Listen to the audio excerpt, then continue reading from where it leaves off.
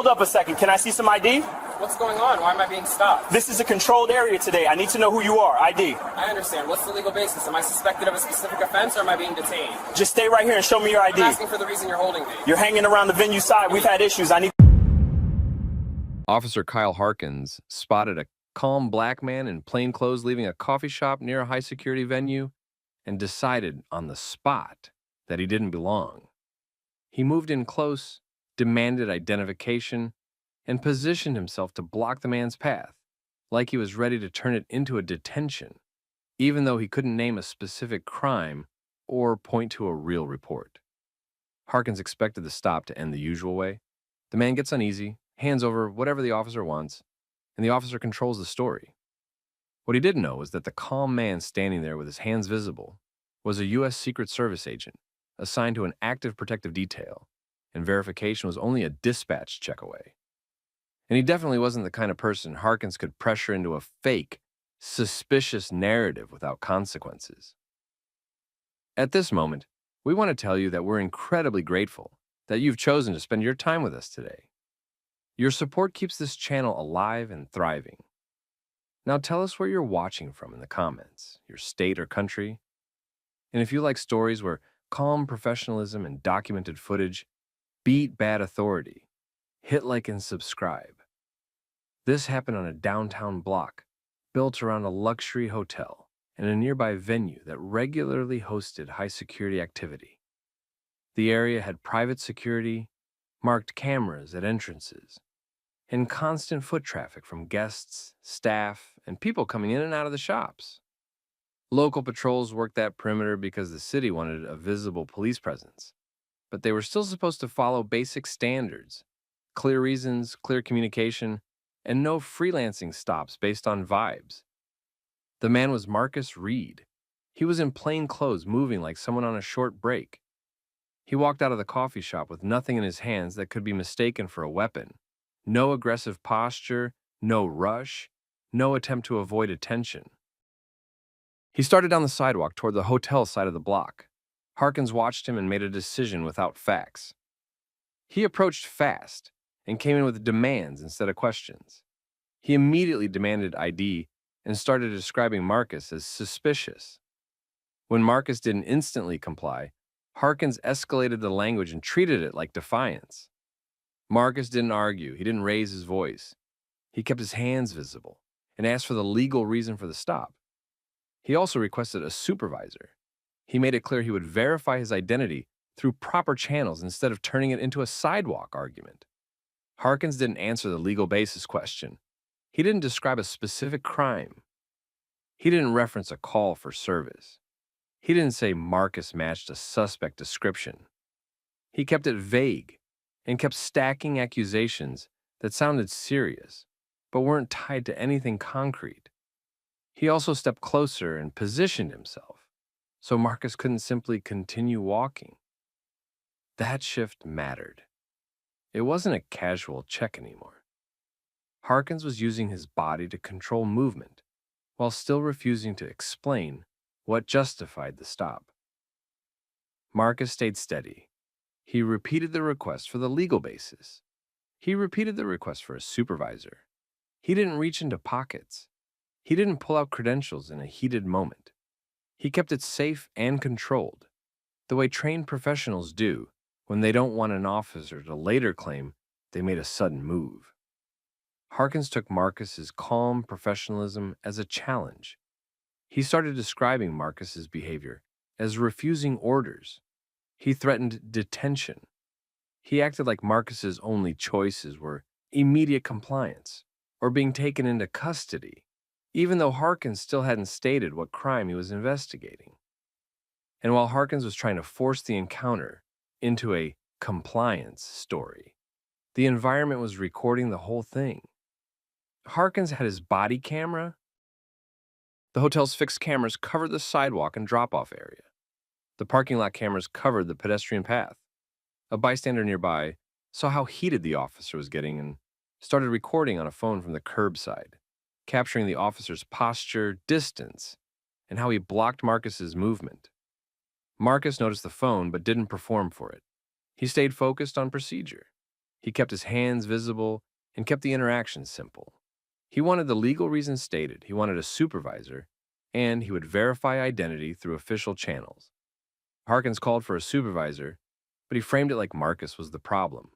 He used radio language that made it sound like a high-risk stop instead of a patrol officer confronting someone without a clear basis. That mattered because it set the tone for the supervisor's arrival. While they waited, Harkins kept pressing.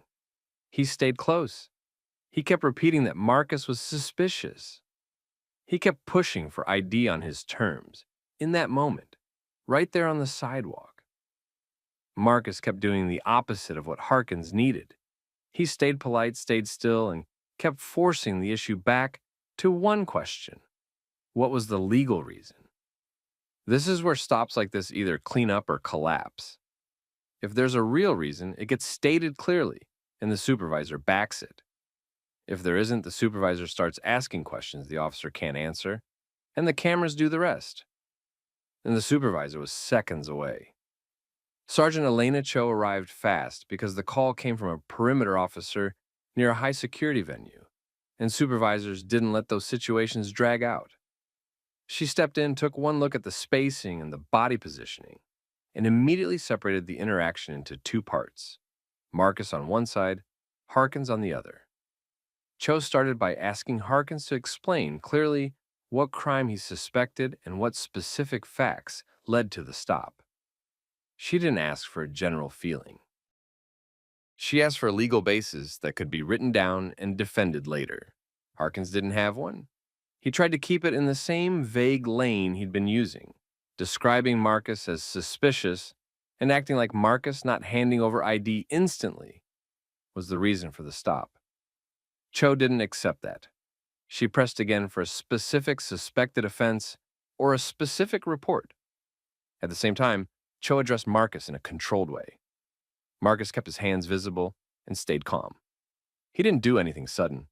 He didn't reach into pockets while the officer was heated. He told Cho he would verify identity through proper channels and requested that dispatch confirm him. He also indicated he had credentials, but would present them only in a controlled way, with the supervisor managing the exchange. Cho handled it exactly how a competent supervisor handled it in a sensitive area. She had Marcus remain still and asked him to present credentials in a way that didn't create risk or confusion. Marcus produced his credentials carefully, without any fast movements, and kept his posture neutral. Cho looked at them, then immediately moved to verification. She called dispatch and gave them the name and credential details for confirmation. Dispatch came back quickly. The response confirmed Marcus Reed as a U.S. Secret Service agent assigned to an active protective detail connected to the venue activity in that area. It wasn't a maybe. It wasn't a long delay. It was immediate confirmation through official channels. The tone of the stop flipped in a second. Harkins's confidence collapsed because the entire stop had been built on one assumption, that Marcus was powerless and would have to submit to whatever story Harkins wanted to write. Once dispatch confirmed who Marcus was and why he was in that zone, the doesn't belong idea had nothing left. Cho didn't let it turn into a personal moment. She kept it procedural. She directed Harkins to disengage and step back. She made it clear the contact was over and that Marcus was free to continue. Harkins tried to salvage the situation by rewriting what he'd done. He attempted to shift his justification after the fact, implying he was following perimeter security concerns. He leaned on the idea of high alert posture without tying it to any specific behavior Marcus actually showed. He also tried to imply Marcus's calm refusal to provide ID instantly was the problem. Cho didn't accept a rewritten story, especially not with cameras in the area and a bystander recording. She asked again in plain terms what crime Harkins believed had occurred or was about to occur when he initiated the stop. She also asked what specific action Marcus took that created that belief. Harkins still couldn't name one. That was the core issue. Harkins initiated a stop, blocked movement, threatened detention, and escalated language, while never stating a specific suspected crime and never pointing to a specific, observable fact beyond his own assumption. Cho took the next step that mattered for accountability. She ensured the body camera was preserved. She didn't leave it to chance.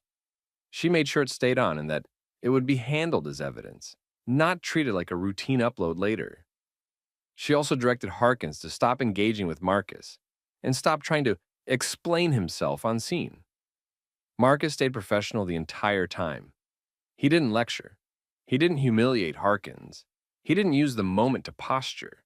He let dispatch confirmation and the supervisor's questions do the work. He verified his identity, confirmed he was assigned, and kept it moving. Cho then addressed Marcus briefly to confirm there were no additional safety concerns and that his detail status wasn't compromised by the interaction.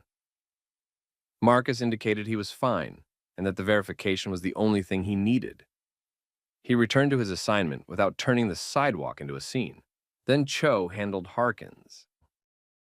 She removed him from perimeter duty immediately. She didn't leave him to keep patrolling with the same mindset near a protected site.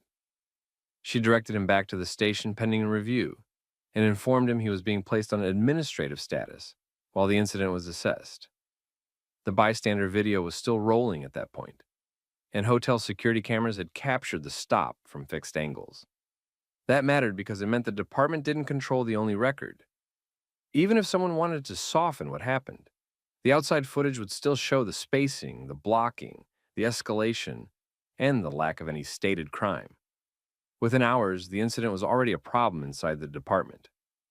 Cho filed an initial supervisor report capturing the key points: where it happened, what Harkins claimed, what he could not articulate, what dispatch confirmed, and what actions were taken immediately. She also flagged the existence of third-party cameras and requested preservation from the hotel's security office.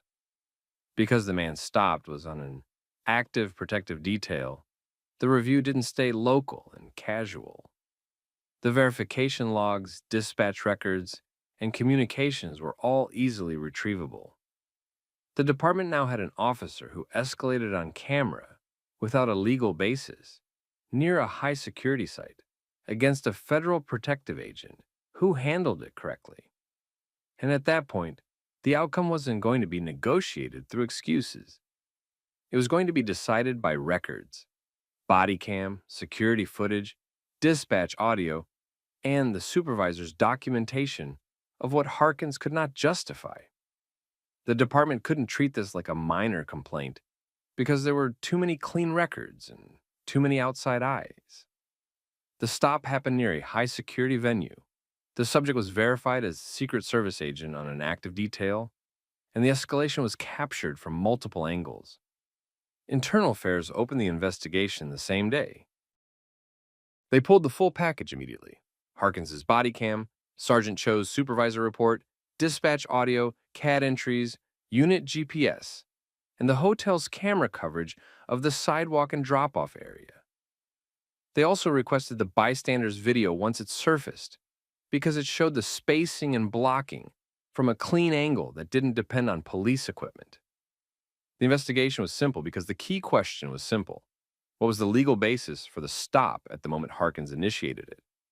In Harkins's first explanation, he tried to justify it with general security concerns and suspicious behavior. Investigators asked him to specify what he observed that indicated a specific crime or a specific threat. He couldn't tie it to anything concrete. No matching description, no active call, no identified offense, nothing that would support escalating to blocking movement and threatening detention. Then they compared his explanation to the recordings. The body cam and the other cameras showed Harkins demanding ID first and building reasons afterward. It showed him using vague labels instead of naming a crime. It showed him stepping in and controlling space. It showed him escalating tone, while the other man stayed calm, hands visible, and kept requesting the legal reason and a supervisor. It also showed that once dispatch confirmed the identity and assignment, Harkins's posture changed immediately, which reinforced what the stop was really based on: assumption and dominance, not facts. Sergeant Cho's actions helped lock it down. She had asked Harkins on scene to state the legal basis, separated the parties, confirmed identity through dispatch, and ordered disengagement. She also made sure the body cam was preserved and documented the existence of outside cameras. That meant Harkins couldn't later claim the supervisor agreed with his judgment or that the details were unclear. Once the bystander clip circulated, public pressure hit fast. It wasn't a confusing video. It wasn't a chopped clip that could be dismissed as missing context. Between the phone video, the hotel cameras, and the body cam, the context was complete. The public saw an officer escalate without stating a specific reason, and then shrink the moment verification happened. The department placed Harkins on administrative leave while the investigation ran. Then came the formal discipline. The findings focused on clear policy points: initiating a stop without articulable facts, escalating without a defined suspected offense, using threats of detention to force compliance, and failing to handle a sensitive perimeter assignment with the required restraint and documentation. Harkins's career didn't survive it. He lost his perimeter assignment immediately, and then faced serious discipline through the department process. The outcome was severe because the incident wasn't just embarrassing. It created liability and undermined trust near a protected site. With multiple recordings confirming the same story, there was no realistic way to defend it as a misunderstanding. The department also made changes that were aimed at preventing this exact pattern. They tightened perimeter stop guidelines near high-security venues. They required officers to document the specific legal basis for stops in those zones, and required supervisor notification earlier when a stop was based on a security concern. They also increased body cam review and audits for perimeter units, especially around stops involving identity checks and detentions. Marcus Reed went back to work the same day. He didn't seek attention on the sidewalk, and he didn't turn it into a personal show. The accountability happened afterward, where it belongs, through records and review. The main reason this ended clean was simple. Marcus stayed calm, asked the right question, requested a supervisor, and let verification and cameras do what arguments can't. That's the lesson in this one. When someone with authority can't explain what they're doing, you don't fix it by yelling. You fix it by staying controlled, asking for the legal basis, asking for a supervisor, and making sure the record exists. Because documented truth doesn't negotiate with ego. Now tell me what you would have done. If you were stopped with no clear reason near a high-security area, would you have stayed calm and pushed for verification the way Marcus did? Or would you have reacted differently? Drop your thoughts in the comments, and if you want more stories where calm professionalism and real accountability win, make sure you like this video, subscribe to the channel, and turn on notifications so you don't miss the next one. Sir, stop right there. Let me see your ID. Why? What is going on? Just give me your ID right now. I paid. I have the receipt in my hand. What item are you saying is missing? You were acting suspicious. That's enough. ID. What facts do you have? Officer Brent Walsh walked into Front Range Outfitters and decided on the spot that a black customer near the exit was a shoplifter.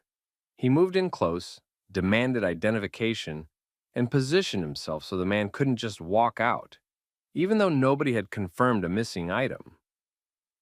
Walsh expected the situation to end the usual way. The customer gets nervous, backs down, hands over whatever the officer wants, and the story becomes whatever the officer says it is. What he did not know was that the calm black man standing near the exit with the receipt in his hand was a head of internal affairs. And he definitely was not the kind of person Walsh could bully without consequences. At this moment, we want to tell you that we're genuinely grateful you chose to spend your time with us today. Your support is what keeps this channel alive and going. Now tell us where you're watching from in the comments, your country or state. And if you like stories where people stay calm, stick to facts, and the record catches up with the truth, hit like and subscribe. This started in Marston, Colorado, inside a mid-sized outdoor store called Front Range Outfitters in a busy shopping district. The front of the store was set up like most retail places, registers close to the entrance and exit, a small open area where people paused after paying, and cameras covering the checkout lanes. A cashier noticed Darius Coleman near the exit and told the officer she wasn't sure about him. That was it. No confirmed missing item, no alarm, no manager saying a product was gone. Just uncertainty. Walsh treated that uncertainty like a confirmed theft. He went straight at Darius and demanded his ID. Darius stayed still, kept his hands visible, and asked why he was being questioned. He asked what item was supposedly taken and what facts Walsh had. Walsh did not give a specific item. He did not reference a report from staff that a product was missing. He kept it general and kept repeating that he believed Darius took something. He also stood close enough that Darius had to look past him to see the doors. The point was clear. Walsh was controlling where Darius could move, even though nothing had been verified. Darius did not match Walsh's energy. He didn't raise his voice. He didn't get aggressive. He repeated the same questions because those questions matter. What is the reason and what is the actual basis?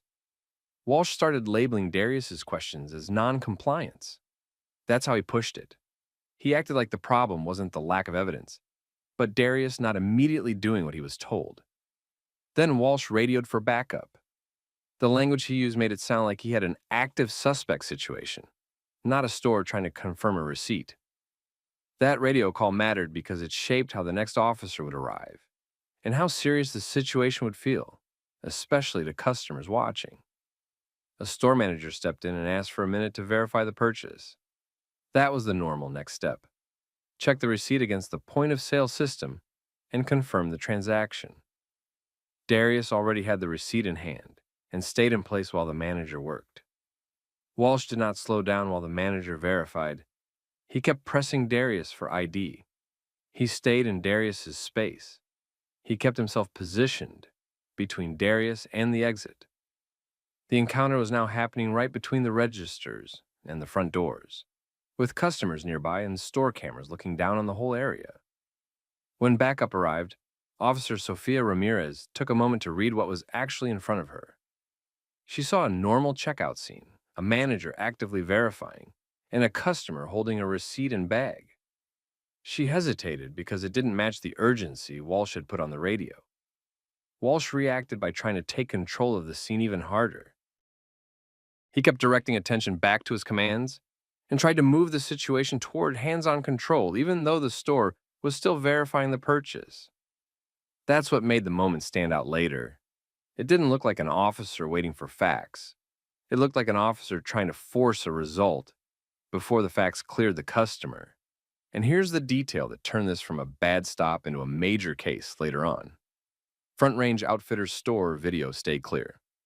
The camera angles covered the registers in the exit area. The lighting was good. The timing was easy to follow. Walsh's body camera, which should have captured the most important part of the confrontation, ended up unusable at the critical moment. Not the whole interaction, the part that mattered most. In real time, nobody in the store could see how big that would become. They saw an officer pushing a shoplifting accusation without a confirmed missing item, a manager trying to verify, a backup officer hesitating, and Darius staying controlled and asking for a clear reason. That was where it stood right then. Walsh still trying to turn suspicion into control, and Darius refusing to hand him anything he could misuse. The manager finished checking the transaction and confirmed Darius's purchase matched the receipt. There was no missing item tied to him. The store had no loss report, no product description, no inventory alert, nothing that supported what Walsh had been pushing. That should have ended it clean. Instead, Walsh tried to keep the situation on his terms. He stayed close, kept talking like Darius had still needed to prove himself, and acted like the only issue was Darius not cooperating fast enough. He did not switch to an apology. He did not acknowledge that the cashier's uncertainty was not a valid basis for what he'd done. He tried to turn it into a lecture and move on. Officer Ramirez didn't follow Walsh's lead. She stayed focused on what the manager had confirmed. Her posture and pacing made it obvious she didn't see a reason to keep pressing Darius now that the store verification was done. The contrast mattered because anyone watching could see there had been a normal way to handle this, and Walsh chose the aggressive way. Darius kept the same approach he'd used the entire time. he stayed calm. He didn't argue about emotions, and he didn't make it personal. He kept it simple and fact-based. He made it clear he was leaving now that the purchase was verified, and he did it without giving Walsh a reaction to claim later. Walsh still tried to control the ending. He lingered, watched Darius move, and looked for a final excuse to justify how far he'd taken it. But with the manager confirming the purchase and another officer standing there, he didn't have room to force it further without exposing himself even more. Darius walked out of Front Range Outfitters as a customer who had done nothing wrong, in front of a store camera that had captured the full encounter from start to finish. That same day, Darius handled it the way a person trained in oversight handled it, through process, not performance. He did not call anyone from the parking lot. He did not threaten anyone.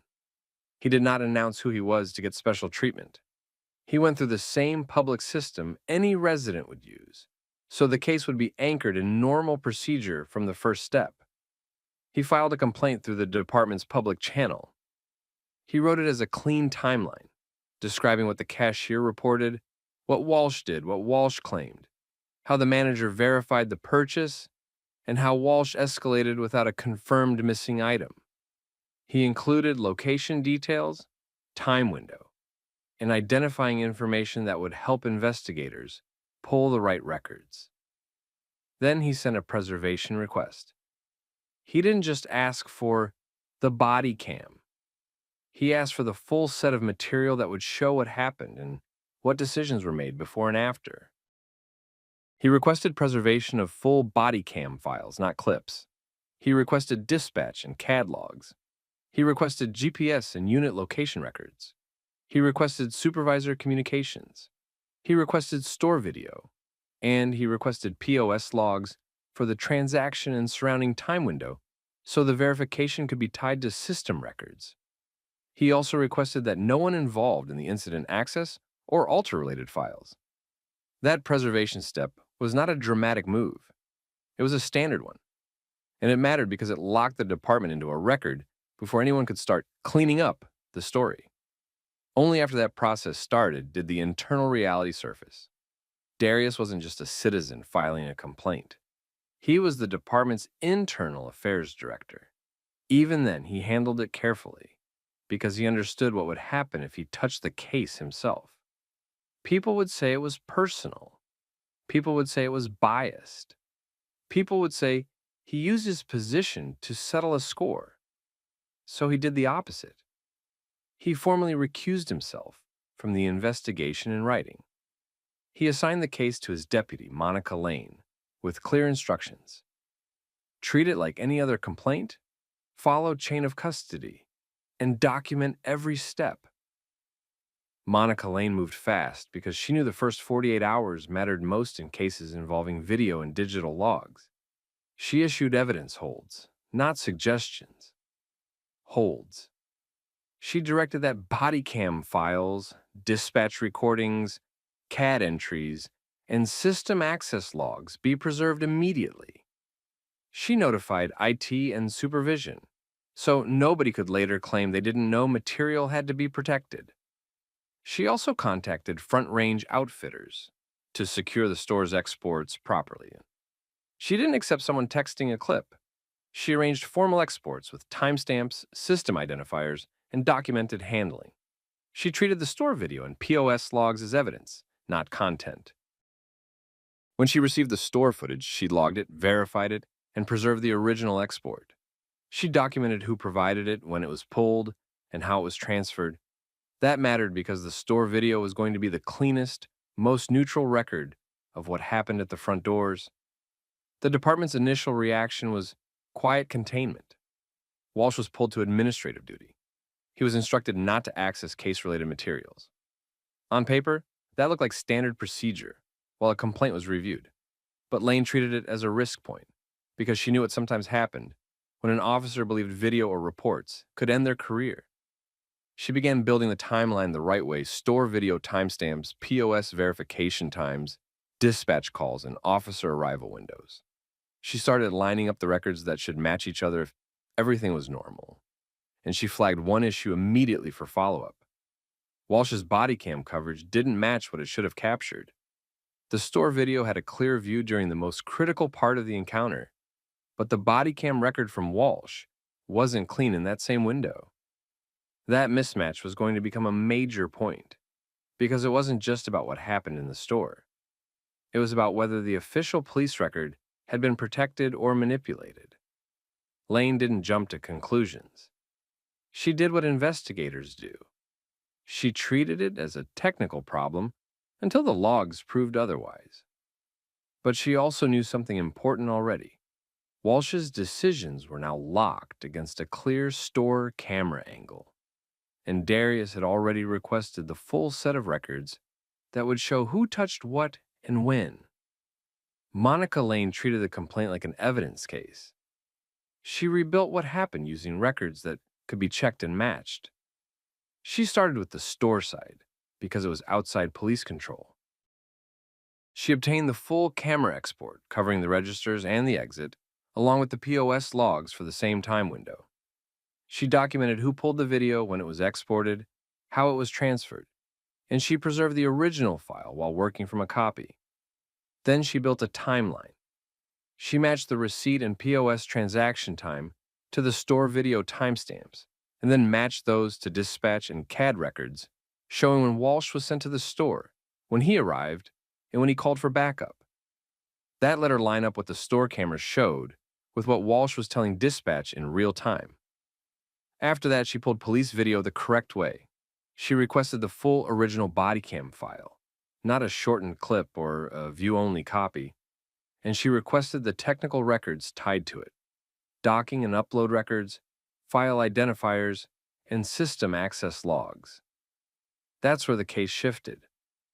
The store video stayed clear during the critical part of the encounter, including Walsh pressing Darius for ID near the exit, restricting his movement, and pushing the situation toward physical control while the manager was still verifying the purchase. Walsh's body cam did not stay intact during that same window. The most important portion was unusable. Lane didn't treat that as a simple camera issue and move on. She checked the file records. She pulled metadata tied to the recording and upload, and she pulled audit logs showing what actions were taken with the file.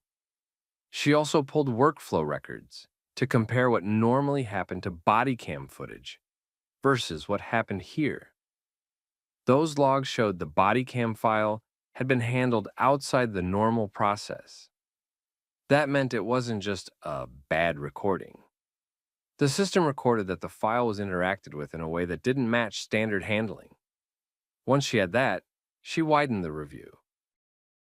She pulled Walsh's recent cases and looked for repeat markers, vague suspicion language in reports, unusually frequent claims of consent searches, low rates of charges after those searches, and body cam problems appearing around the same kinds of moments. The pattern was consistent. It looked like broad suspicion language was being used to justify stops. Searches were happening often without strong outcomes, and video issues clustered around searches, handcuffing, and later claims about resistance. While Lane was building the case, the department tried to keep the situation contained. Walsh was placed on administrative duty and ordered not to access any case-related material. He still attempted to access the case. The system logged the attempt. That access log changed the risk level immediately. Lane added it to the file and notified command through the chain.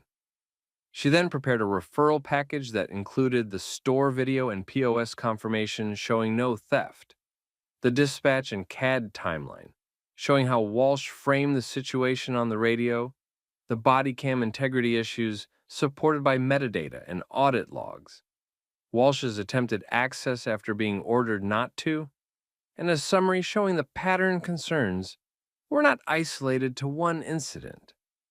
At that point, it stopped being a simple internal discipline matter. The focus shifted to civil rights exposure and evidence integrity, and outside review moved quickly. Once Monica Lane's referral package left the department, things moved in a different lane. The issue was no longer whether Walsh used poor judgment in a store. The issue was whether he violated someone's rights and whether evidence was mishandled to protect him.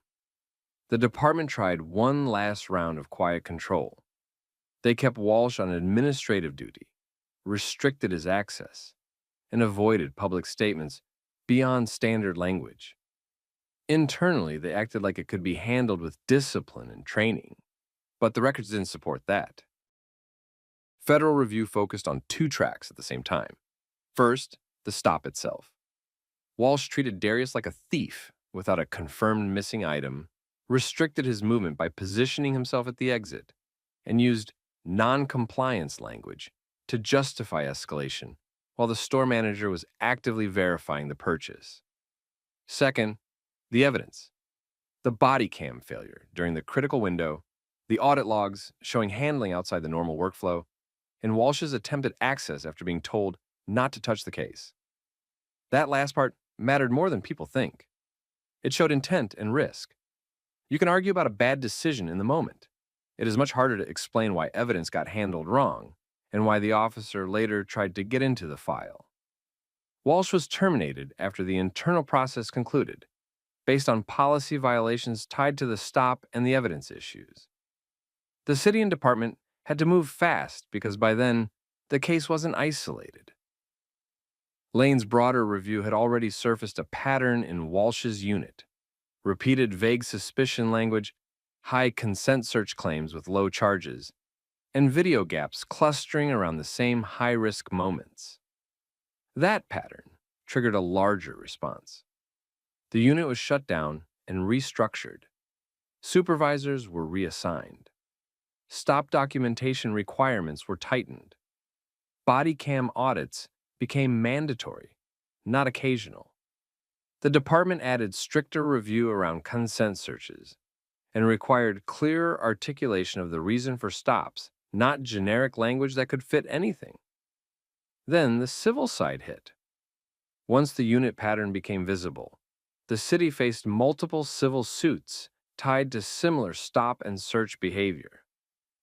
Some cases had the same story structure: vague suspicion, pressure tactics, searches with little outcome, and recording gaps at key moments.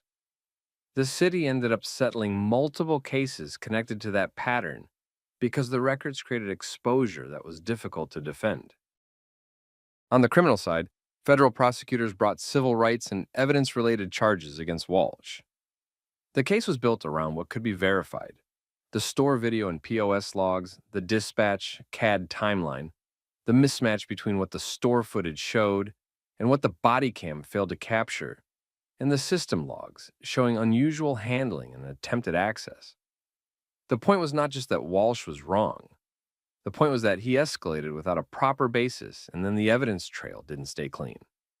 Walsh was convicted. He was sentenced to 15 years in federal prison. And that outcome didn't happen because someone got loud or went viral.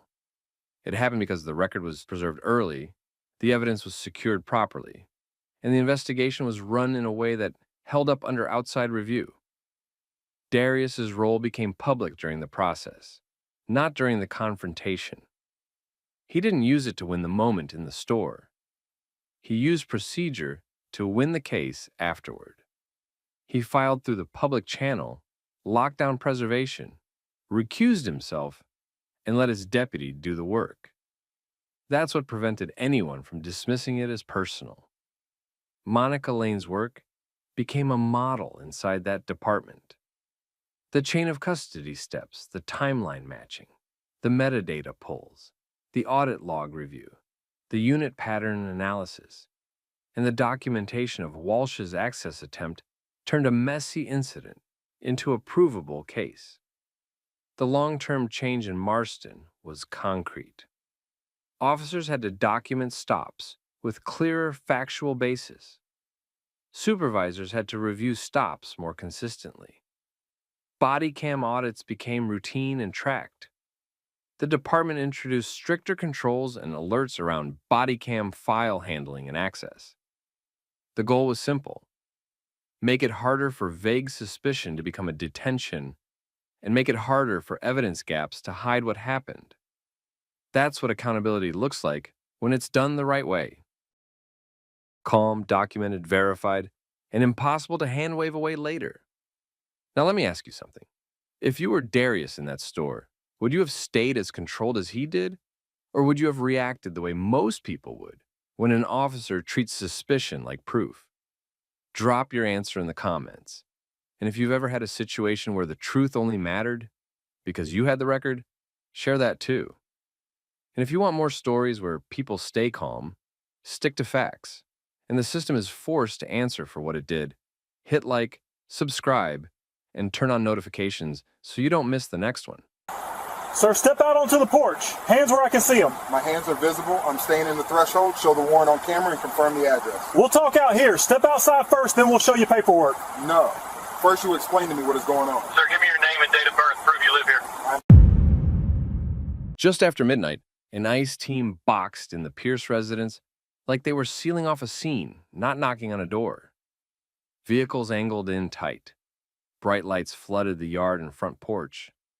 Agents in tactical vests took positions across the property line and driveway, watching the front door like they expected someone to run. Adrian Pierce stepped into the doorway and stayed there, hands visible, body still. No sudden movements. He didn't step into the yard and he didn't let them control the space. He kept the interaction on one condition. The team needed to present the warrant in a way that could be recorded, and they needed to confirm the address before anything moved forward. The lead agent, Travis Harlow, tried to turn that into a compliance problem. He pushed for Adrian to exit first. He treated the request for documentation as refusal to cooperate. He used authority tone and urgency to force a sequence where Adrian would be outside, exposed, and easier to manage. Julia Pierce moved into position behind Adrian and made the next part hard to rewrite later. She announced the doorbell camera and exterior cameras were recording and actively saving. She started documenting out loud who was present, how the vehicles were positioned, and the fact that the lead agent was refusing to present the warrant on camera. And before we go any further, we want to tell you this straight. We're genuinely grateful you chose to spend your time with us today. Your support keeps this channel alive and lets us keep telling stories where people hold the line and the record stays clean. Now drop where you're watching from in the comments, your state or your country. And if you like stories about staying calm, getting things on camera, and forcing officials to follow procedure, hit like and subscribe. Here's how it started, because this moment didn't come out of nowhere. The Pierces had been home, winding down, and the neighborhood was quiet. Then the alert hit. Julia checked the doorbell feed first and saw multiple vehicles pulling in fast and lights snapping on. She didn't open the door to see what was going on. She treated it like a situation that could turn into a report later. She verified that recordings were saving, then positioned herself where her voice would be captured clearly. Adrian approached the door with the same discipline. He didn't rush. He didn't shout questions through glass. He positioned himself at the threshold where the legal line is clear. He understood what that line means at night, with lights in your face and agents trying to control the rhythm. Harlow approached like the goal was speed. He tried to control the order. Step out, then talk. That order matters, because the moment a person exits, the space becomes the agent's environment. Lighting angles, distance, and movement all start working against the homeowner. It also gives the team more room to claim they saw something or interpreted something a certain way.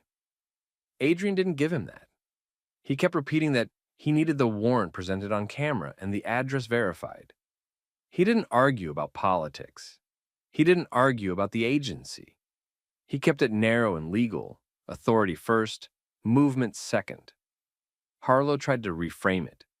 He described Adrian's position as non-compliance. He pushed the idea that Adrian was required to follow instructions first and ask questions later. He tried to make the request for paperwork sound like a stalling tactic. Julia made that harder by documenting every choice out loud. She requested names and badge numbers. She noted vehicle markings and plates when they were visible.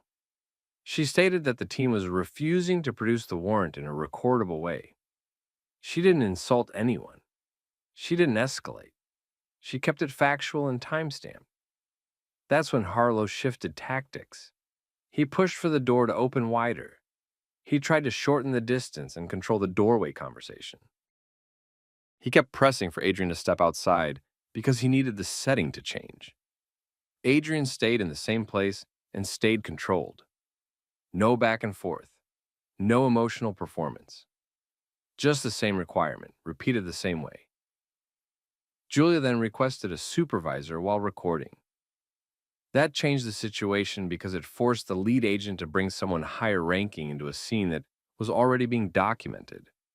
It also meant the decision to withhold the warrant on camera would no longer be something Harlow could keep informal or ambiguous. Harlow resisted at first, but the longer the team stayed under bright lights at a residence without producing the warrant on camera, the worse it looked. He radioed up for supervision. While they waited, the neighborhood started reacting. Lights and vehicles at that hour don't stay private. A neighbor across the street watched from inside and began recording from their own angle. That mattered because it created a second timeline outside of the Pierce cameras, capturing how the team arrived and how they positioned vehicles. Then Supervisor Dana Kessler arrived. She didn't approach like she was there to bully her way through a doorway. She approached like someone who understood exposure and oversight. She started asking what the objective was and why the warrant hadn't been presented in a recordable way yet. She looked at Adrian at the threshold, then at her team's posture, then back at the house cameras that were clearly active. Adrian still didn't step outside. He still didn't give them yard control. But now the scene had a supervisor, multiple recordings, and a growing paper trail that would exist whether the team wanted it or not. And at that point, Adrian made a choice that was about to change the tone of everything that happened next. He prepared to disclose who he was, carefully, calmly, and on record, because this wasn't going to stay a midnight intimidation attempt. It was about to become a documented incident with consequences. With Supervisor Dana Kessler now on the scene, the interaction stopped being a one-person pressure push and became a situation that had to make sense in writing later. Kessler looked at the cameras, looked at Adrian holding position at the threshold, and focused on what the team was relying on to be there. Adrian didn't announce anything loudly, he didn't try to intimidate anyone. He stayed controlled and made a clean disclosure under recording conditions. He identified himself as a federal judge and presented identification in a way that could be seen by the doorbell camera and the exterior view. He did it carefully, without stepping into the yard or changing the boundary. Julia stayed in documentation mode. She made sure her phone captured the moment as a backup angle and continued stating key details out loud. The supervisor's arrival, the fact that the lead agent had been refusing to present the warrant on camera, and that Adrian had requested address confirmation from the start. Kessler's posture shifted right after the ID was shown. She stopped treating the doorway like a place where commands would solve the problem and started treating it like a scene that could become a legal incident if mishandled. She asked for the warrant to be produced and asked her team to confirm the target address. Agent Travis Harlow didn't like the change. He had been trying to control the sequence. Now the sequence was being controlled by procedure. Under the supervisor's direction, he produced the paperwork in a way that could be recorded. It wasn't a casual wave of a document from 10 feet away. It was presented in a way where the key fields could be captured on video. That's where the night turned. The address on the warrant did not match the Pierce residence. Not close. Not a typo that could be shrugged off. It was a different address tied to a different location. The number and street were wrong for that house. The legal authority the team claimed at the door did not apply to the people standing behind it. You could see the confidence collapse in real time, not through emotion, but through body language and behavior changes. The lead agent stopped pressing for Adrian to step outside. The team's posture moved from forward pressure to quick containment. Kessler redirected the focus away from the door and back toward her own team, checking what happened, how it happened, and what would be captured on camera. Harlow tried to pivot to a quick exit. The team started repositioning like they wanted to leave without creating more record than already existed. No explanation that matched the intensity of the approach. No accountability language. Just movement toward a quiet retreat. Adrian didn't allow that. He kept his voice level and kept the interaction procedural. He requested the names and badge numbers of the personnel involved. He requested the supervisor's name and the unit details. He requested an incident number or case reference tied to the attempted contact. He also requested confirmation on record that the warrant address did not match his residence. Julia reinforced the record. She captured vehicle plates when they turned. She noted unit markings. She repeated the requests out loud so the footage would show what was being asked and what was being avoided. She didn't argue. She documented.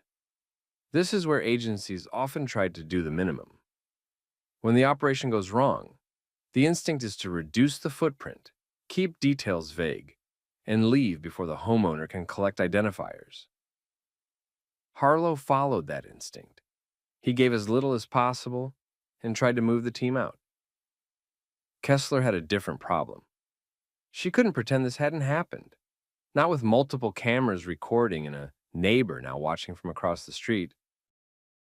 She couldn't treat it like a normal wrong door, sorry moment, because the approach itself had been heavy and the warrant had not been presented promptly. She also couldn't ignore who was standing in that doorway. So she did what supervisors do when they're trying to limit damage while still making the moment survivable on paper.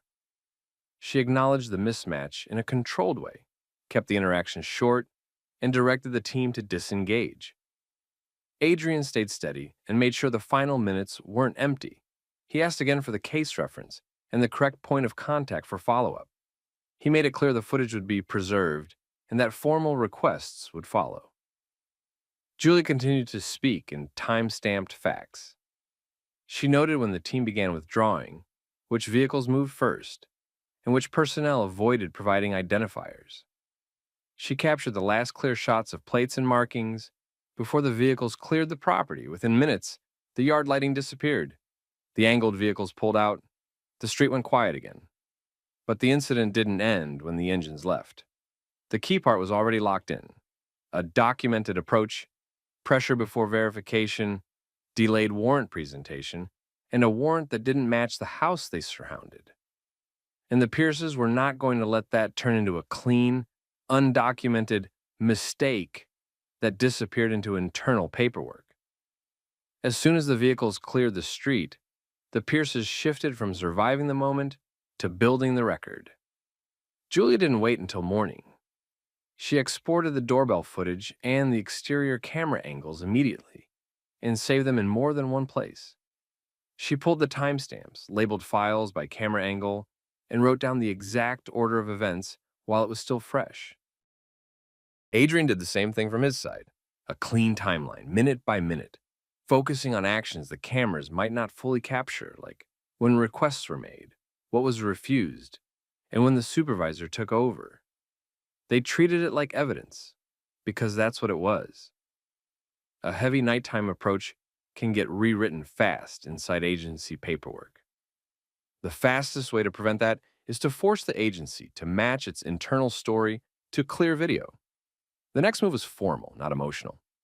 Adrian and Julia started filing through channels that generated tracking numbers. They did not rely on a phone call that could disappear into, "We'll look into it." They filed written requests and complaints that create a paper trail. Records requests for body-worn camera footage, if any existed, dispatch logs, operational briefings tied to the case number, and documentation showing why that team had been sent to that address. They included the dates, the times, and the supervisor name they had captured. They also filed a complaint focused on conduct, not ideology. The core points were simple and hard to defend. The lead agent applied pressure before verification, refused to present the warrant promptly in a recordable way, and treated lawful questions as non-compliance to force a homeowner into a disadvantageous position. They attached still frames showing the vehicle's setup and lighting, and they referenced the exact moment the warrant was finally displayed, and the address mismatch became undeniable. In the days that followed, the neighborhood part became a factor too. The neighbor who recorded from across the street contacted the Pierces privately and provided their footage. It wasn't dramatic, but it strengthened the timeline. It showed the vehicle angles, the lights, the team's posture, and how long the encounter lasted before a supervisor arrived. It also reduced the agency's ability to claim the Pierce's edited context, because there was an independent angle. Julie handled communication the way people do when they've seen institutions try to isolate a story. She didn't blast it online first. She shared it with counsel and kept copies untouched. She documented who received what and when. She treated every transfer like it could be questioned later. Adrian, because of his role, kept his public footprint controlled. He didn't go to social media. He didn't give interviews in the first week. He did what he expected any careful person to do. He let the record assemble itself and let the process force answers. That process forced contact quickly. Within a short window, the agency's response shifted from silence to structured engagement. That's what happens when a complaint can't be dismissed as confusion or exaggeration. The footage showed the approach clearly, and the warrant mismatch was visible. The delay in presenting the warrant wasn't a rumor. It was time-stamped. An internal review opened, not because the agency wanted public embarrassment, but because the documentation made denial expensive. The review focused on 3 things that are hard to explain away. First, the address verification failure. A team had surrounded the wrong house with a warrant that did not authorize contact at that location. Second, the decision-making at the door. The lead agent prioritized control and compliance language before verifying legal authority at the threshold, then delayed presenting the warrant in a recordable way. Third, the escalation posture.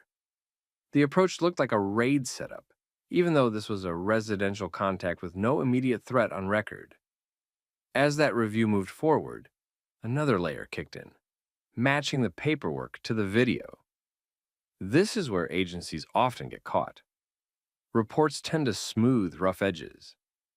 Time gets rounded, tone gets softened, refusals get reworded as attempts, but video doesn't negotiate. The Pierces had captured the sequence, repeated requests for the warrant, repeated pressure to step outside, and the supervisor's change in tone. Any narrative that ignored those elements would conflict with evidence. Harlow became the central problem inside that process because the decision points were attached to him. He was the one driving the sequence. He was the one framing verification as non-compliance. He was the one trying to pull Adrian into the yard before showing the warrant. Kessler's involvement mattered too, but in a different way. Her arrival was the moment procedure returned. The team only produced the warrant in a recordable way after she took control. That made her look like the person cleaning up a mess, not creating one. The Pierces' strategy stayed consistent. They didn't ask for apologies. They asked for documentation. They requested the incident number. They requested the case references. They requested confirmation of which office authorized the approach. They requested what training and guidance existed for nighttime residential contacts, and whether address confirmation was required before attempting to compel a resident to exit a home. They also requested corrective action information, not because they expected the agency to volunteer discipline details, but because asking forces the agency to respond in a way that can be compared against outcomes later. Weeks passed, and the situation didn't quietly die the way the team likely expected when they drove away. The issue wasn't just that the team hit the wrong house. It was how they behaved before verifying it was the right house, and how much they relied on pressure to skip the part where a warrant is supposed to justify authority at the door. As the review progressed, the story began to circulate in professional circles and local community circles. People who had dealt with similar late-night approaches recognized the pattern immediately. Some people called it a mistake. Others called it what it looked like on camera, procedure treated as optional until someone forced it to be mandatory, and the agency couldn't keep it contained. because the Pierces didn't let the record stay informal. They built a trail that required responses, tracking numbers, and documented positions. By the time the agency realized this wasn't going away, the question had already shifted. It was no longer only about an address mismatch. It was about whether an enforcement team could show up at night, flood a home with lights, push a resident to step outside without producing the warrant first, and then retreat quietly when caught at the wrong door, without consequences. That's where the case started moving toward a resolution that would cost real money and force policy changes, because the footage left no room for the usual escape routes. Once the internal review started, the case stopped being a neighborhood story and became a documentation problem for the agency.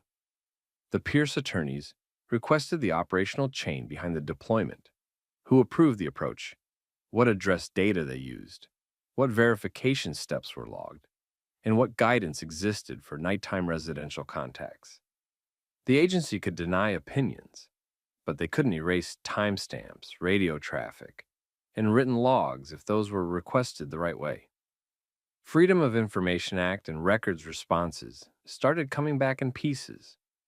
Some pages were redacted, some items were not located, but enough details surfaced to show the structure. The team had moved on a target name tied to an address, and the address verification step failed before they ever put vehicles on the street. The next failure was at the door. The lead agent treated verification requests as delay, pushed for compliance first, and only produced the warrant in a recordable way after supervision arrived. That sequence made the case hard to defend because it wasn't about a split-second decision. It was a series of choices over minutes, all of it recorded. Depositions and interviews focused on what the cameras showed. The questions were simple: why the warrant wasn't presented promptly, why the team posture was so heavy for a residential contact, and why the lead agent kept trying to pull the homeowner outside before confirming legal authority at that specific address. Agent Travis Harlow became the center of the accountability because the escalation decisions traced back to him. Supervisors and agency counsel looked for ways to describe it as a misunderstanding, but the video didn't match that framing. The footage showed pressure first and verification later. Supervisor Dana Kessler's role was different. Her arrival was the moment the team stopped pushing and started checking. That didn't erase the earlier conduct, but it made it clear who was driving the problem before she got there. The review findings didn't stay vague. The agency could argue intent, but it couldn't argue behavior.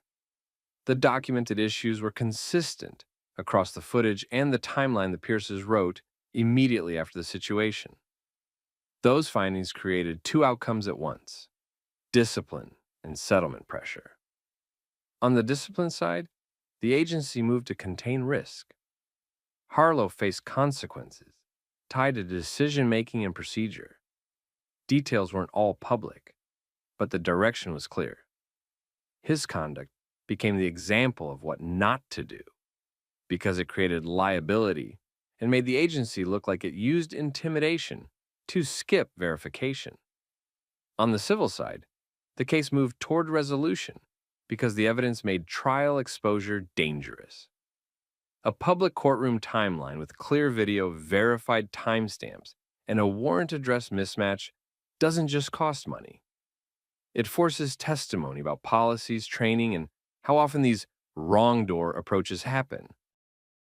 The case ultimately resolved with a reported $10 million settlement, structured in a way that didn't require an admission of wrongdoing, but did require the government side to treat the incident as serious enough to pay and adjust procedures.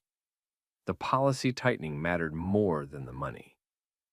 After the settlement, guidance around nighttime residential approaches was updated with clearer requirements that aligned with what the Pierces demanded from the start. Address verification before deployment using more than one source, documented in the case file. Warrant presentation at the earliest safe moment, in a way that can be recorded by body-worn camera when available. Supervisor involvement earlier, when a resident requests verification and the team can't immediately provide it.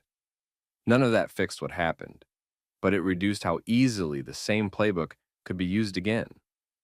For the Pierces, the long-term change was personal and practical. They didn't become public figures. They didn't turn the incident into a constant media cycle.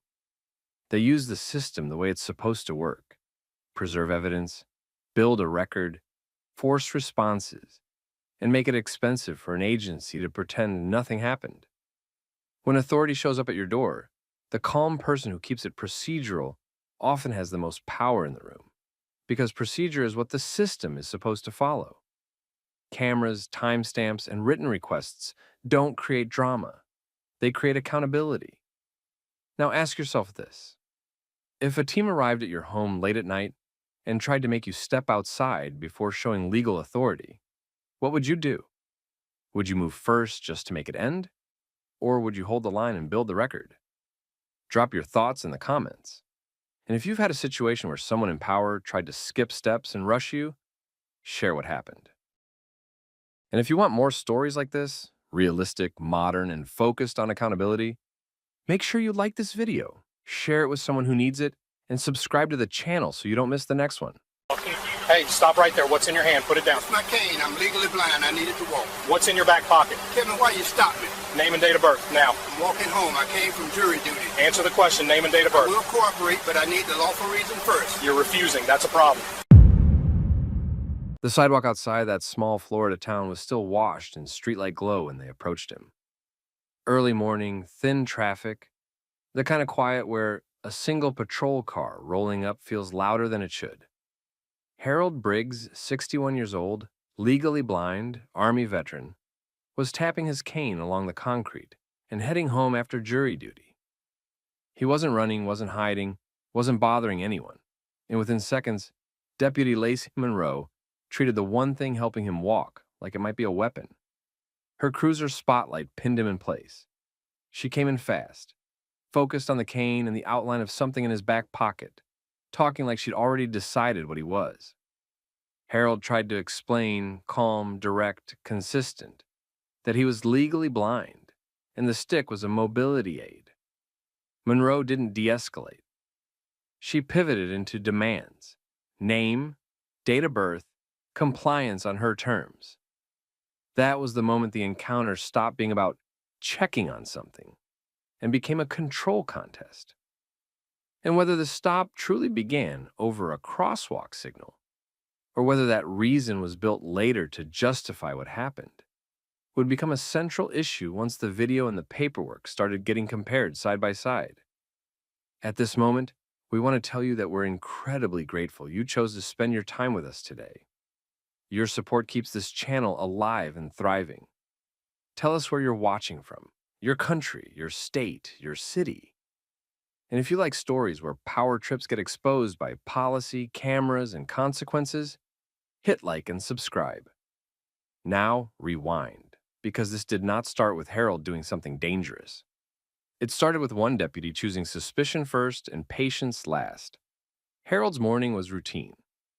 When you're legally blind, routine is how you stay safe. Same route, same pace, cane out in front, listening for cars, feeling the curb cuts, moving like someone who knows how quickly a simple walk can turn into a problem if people don't pay attention. The night before, he had been doing what the system asked him to do: jury duty, long hours, controlled environment, a lot of waiting. Then he went home, rested, and set out again early, when sidewalks were emptier and the world was quieter. That's when Monroe saw him. Later, the official story would point to an alleged crosswalk violation tied to a traffic control signal on October 31st.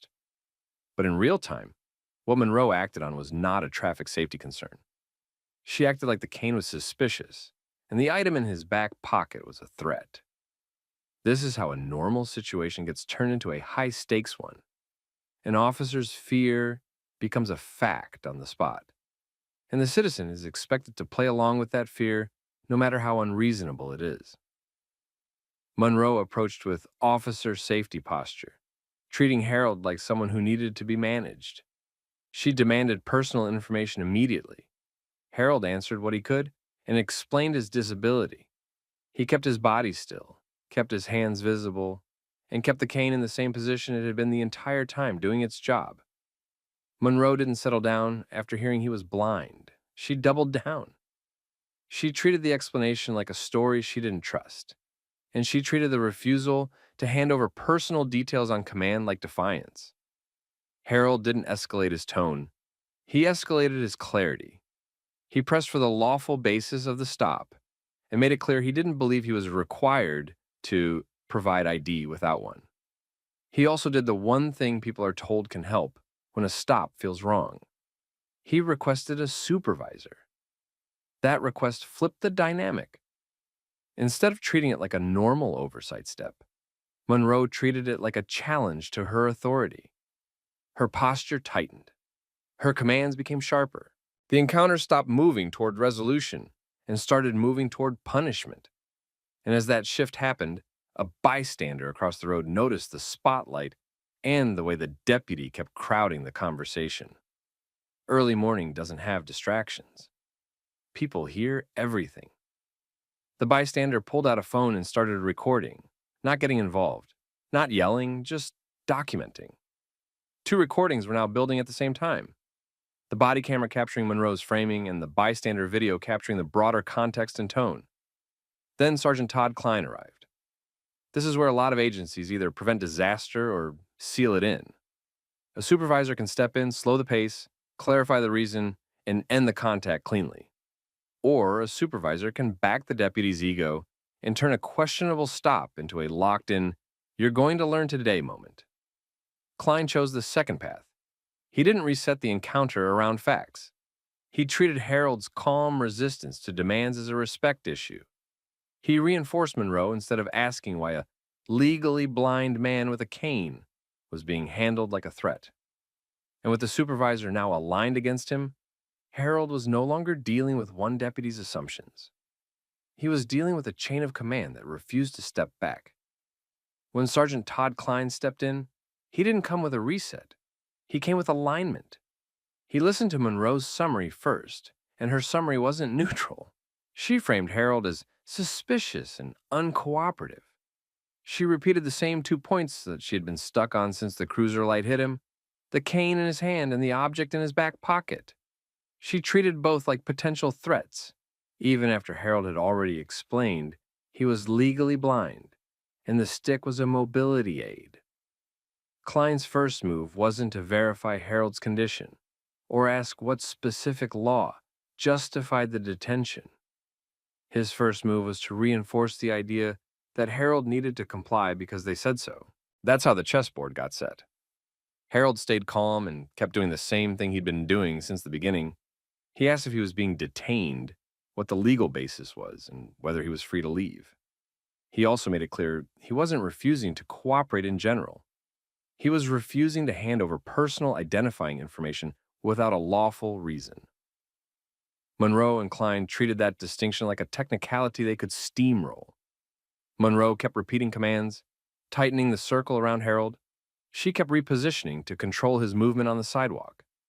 She talked in a way that made the interaction sound more dangerous than it was, using language built for reports and radio traffic rather than for solving a real problem in the moment.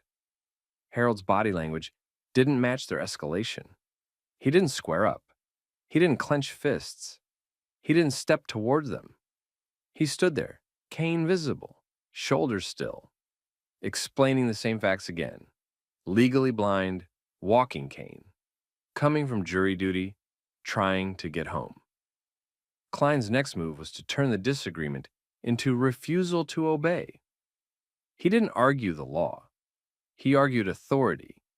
He treated Harold's questions like a challenge to the badge, and that's the line that changes everything. Because once an officer makes it about authority, the goal stops being public safety and becomes submission. Monroe then shifted to the pocket item. She demanded Harold reveal it. Harold tried to explain it wasn't a weapon and that he wasn't reaching for anything. He also made it clear that sudden grabbing and forced movements were dangerous for him because he couldn't visually track what they were doing. That warning didn't slow them down. It made them more impatient. The bystander across the street kept recording. That mattered because you could hear the pattern. Harold asking for the reason, Monroe and Klein refusing to answer cleanly, then repeating commands as if commands could replace a legal basis. This is the exact point where a stop either ends or turns into a manufactured charge, and they went for the charge. Klein told Monroe to move forward with enforcement based on what he said was non-compliance. Monroe stepped in closer and reached towards Harold's arm area, trying to take control of his positioning. Harold reacted the way a blind person often reacts when someone suddenly grabs them without warning. He stiffened, pulled his arm back slightly, and shifted his weight to keep balance while still holding onto his cane.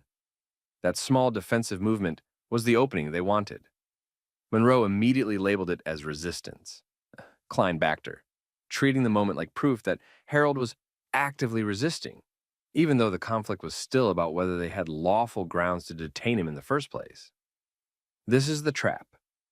They move from a disputed detention to a sudden physical control attempt, then claim the person's natural balance reaction is resistance, then retroactively declare an arrest to justify the force.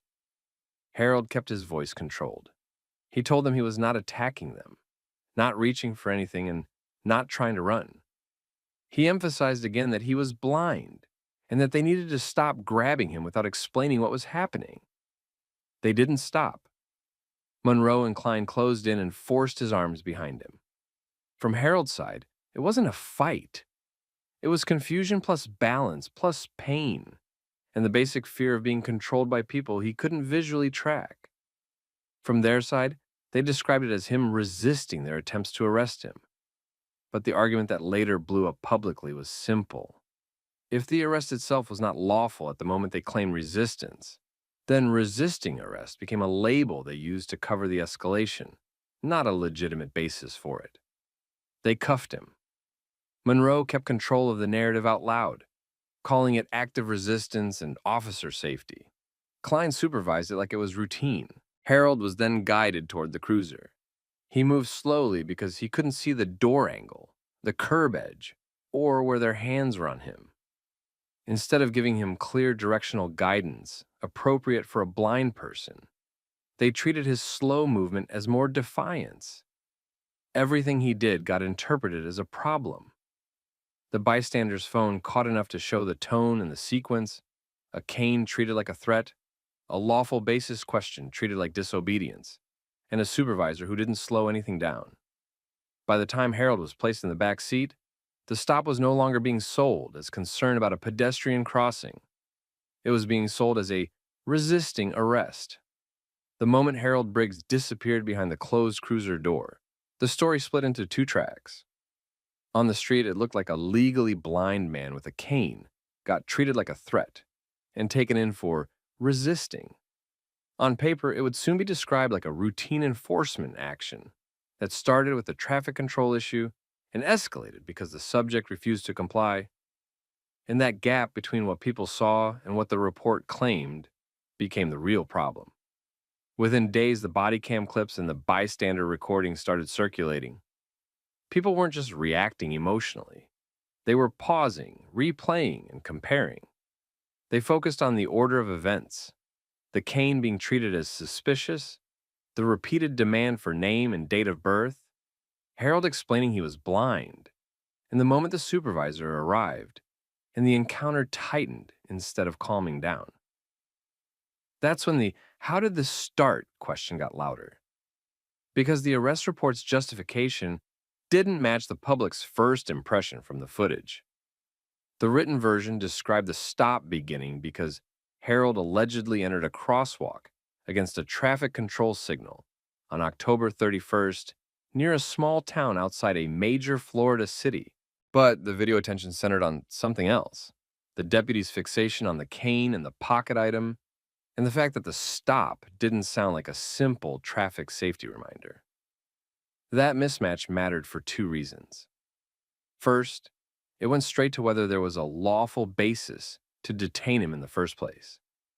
Second, it raised the ugliest question in policing: whether the report was written to defend an outcome rather than document reality. Harold's side, through advocates and people speaking for him, emphasized basic facts. He was legally blind, the object was a cane, he was coming back from jury duty, and he asked for a supervisor because he didn't believe the deputy had a lawful reason to demand identification. The broader argument was that resisting arrest became the catch-all label once the interaction turned into a control fight. The sheriff's office didn't treat it like just public noise. An administrative investigation opened. That process moved the way these processes usually move: bodycam review, supervisor review, policy comparison, interviews, and a careful focus on whether the deputies followed standards for detention, escalation, and civil rights. And this is where the pressure shifted from social media outrage to institutional risk. Because when video is public, the agency can't pretend it's just one person's word. The agency has to defend not only the arrest, but the decision-making that led to it. Every command, every radio update, every justification line becomes evidence.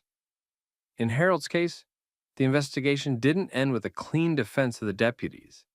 It ended with sustained findings. The administrative investigation concluded on November 7th, and the sheriff's office sustained policy violation findings against both Deputy Lacey Monroe and Sergeant Todd Klein. Klein, the supervisor, got the heavier discipline: immediate demotion, a 7-day suspension without pay, and a 2-year block on promotions or favorable personnel actions. He was also ordered to complete remedial civil rights training. Monroe received a 2-day suspension without pay and was also ordered to complete remedial civil rights training. The sheriff also indicated Harold could provide a sworn statement later depending on his availability, which signaled something important. The agency was building a record, but wasn't treating Harold's direct testimony as the urgent centerpiece from day one. That detail didn't sit well with people who felt the harm was obvious on video, and the burden shouldn't have been on the victim to fit in a statement later. As the discipline became public, the response wasn't relief, it was backlash. The core criticism wasn't that discipline happened. It was that it didn't match the seriousness of what people believed they watched. A legally blind veteran being escalated into an arrest after asserting boundaries and asking for a supervisor. The supervisor, instead of protecting the public from a bad stop, allegedly normalized it and helped finish the escalation. That's why the commentary around the incident framed it as a leadership problem, not a single deputy mistake. A culture issue where supervisors reward aggression and treat calm pushback as disrespect. Then came the sharper allegation that the arrest report itself was part of the wrongdoing. People asked why the policy violations didn't include stronger consequences if the written report described a start point that didn't align with the footage being discussed publicly. The phrase violation of oath started getting used in the conversation, along with demands for accountability beyond short suspensions. And now the sheriff's office was trapped between two realities: an internal process that had delivered discipline and a public that believed the discipline proved the agency knew it was wrong, but still chose to keep both personnel employed.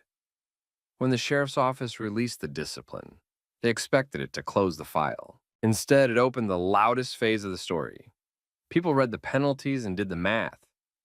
Sergeant Todd Klein lost rank immediately, sat out 7 days without pay, and got a 2-year freeze on promotions and favorable personnel actions. Deputy Lacey Monroe got 2 days without pay. Both got ordered into remedial civil rights training. The agency also said Harold Briggs could provide a sworn statement later based on his availability. And the public reaction wasn't, "Good, they handled it." The reaction was, "That's it?" Veterans groups focused on one fact. A legally blind Army veteran ended up handcuffed after explaining his disability and standing firm on basic rights.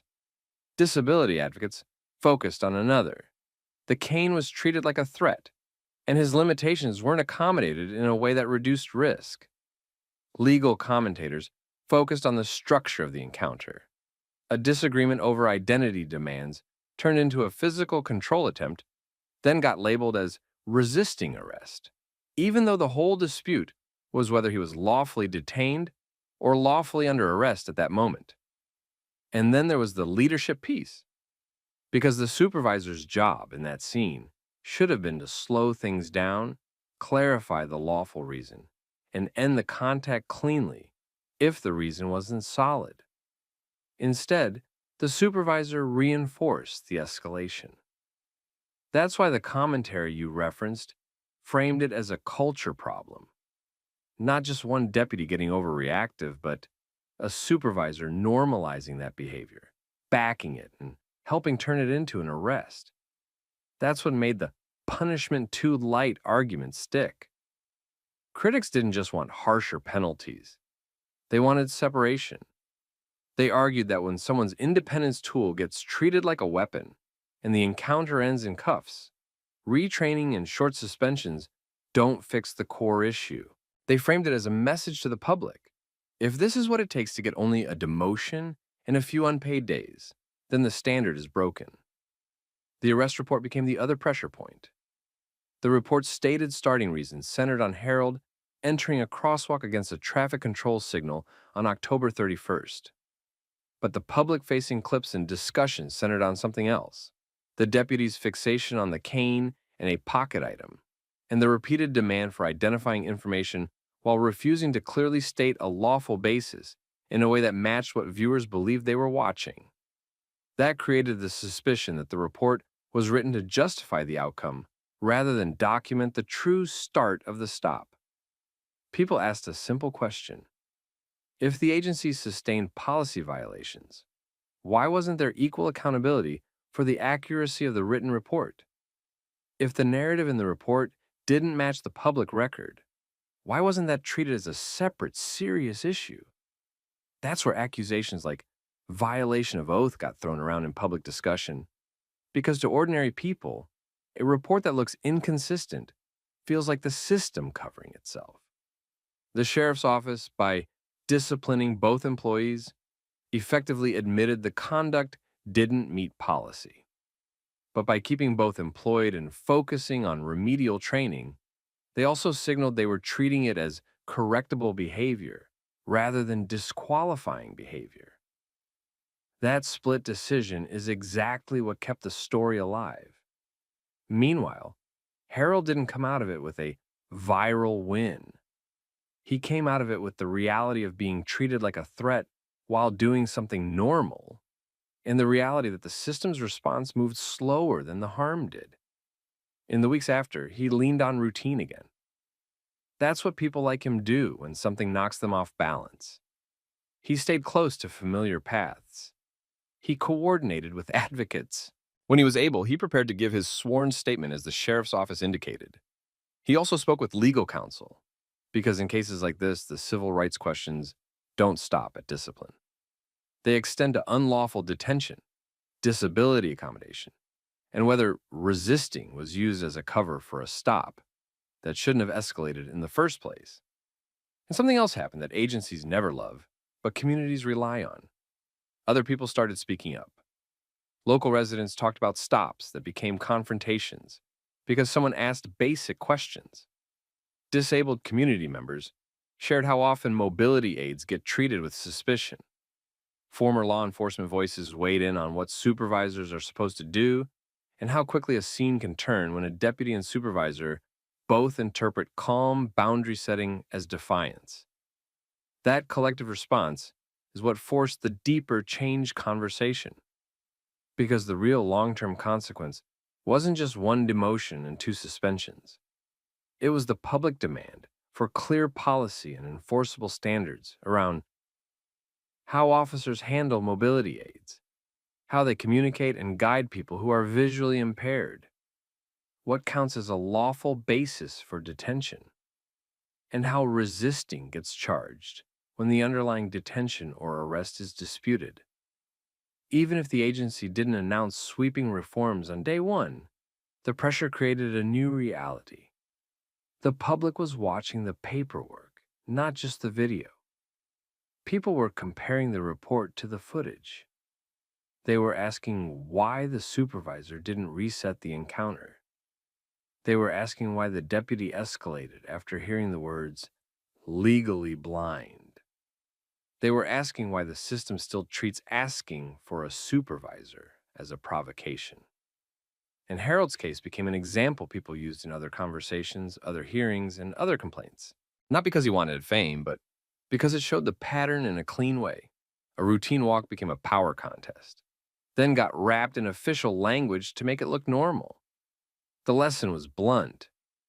Rights don't protect you if asserting them automatically gets treated as hostility. Oversight doesn't work if supervisors treat every citizen question as disrespect.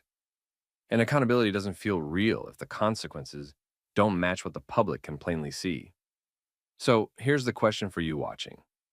If you were Harold, calm, standing still, explaining you were legally blind, what would you have done when the demands kept coming without a clear, lawful basis? And if you've ever had a normal moment turn into a control struggle with someone in authority, share what happened in the comments. Because people learn from each other's experiences. If this kind of story matters to you, share it with someone who needs the reminder that staying calm and staying firm can change outcomes.